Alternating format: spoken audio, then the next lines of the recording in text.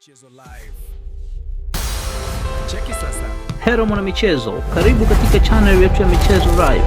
Usisahau kusubscribe, kulike, kucomment na kushare na marafiki ili waweze kupata habari zinazohusu michezo. Uongozi wa klabu ya Simba unaelezwa kuwa upo hatua za mwisho kukamilisha usajili wa wachezaji wawili wapya, kiungo mshambuliaji Inyano Jospil Loemba pamoja na winga Alain Aniset Ura, ikiwa ni sehemu ya maboresho ya kikosi kuelekea michezo ijayo ya ndani na kimataifa.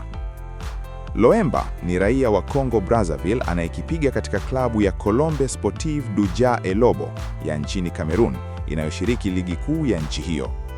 Rekodi zinaonyesha mchezaji huyo amewahi kucheza mechi 4 za michuano ya CAF na kufanikiwa kufunga bao moja, akionyesha uwezo wa kuchangia katika safu ya ushambuliaji.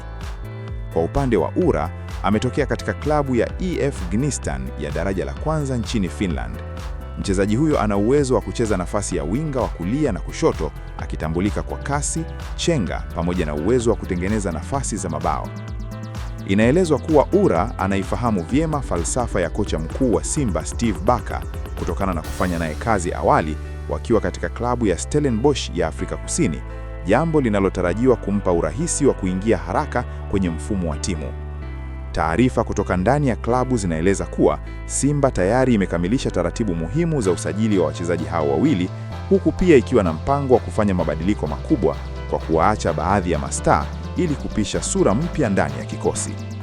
Chanzo cha kuaminika kimeeleza kuwa uongozi wa klabu unaamini nyota hao wapya wataongeza ushindani na nguvu mpya, hasa baada ya kuondoka kwa baadhi ya wachezaji akiwemo Steven Mukwala na Joshua Mutale. Hadi sasa kupitia dirisha dogo la usajili, Simba tayari imetambulisha wachezaji 5 wapya ambao ni Libase Gay, Ismail Olivier Toure, Jibrila Kasali, Clatous Chama na Nixon Kibabage, huku mashabiki wakingoja kwa hamu kutangazwa kwa nyongeza zaidi. Asante kwa kutufuatilia mpaka mwisho. Usisahau kusubscribe na kuacha maoni yako. Ikiwa umependa channel hii, acha maoni yako hapo, share na marafiki.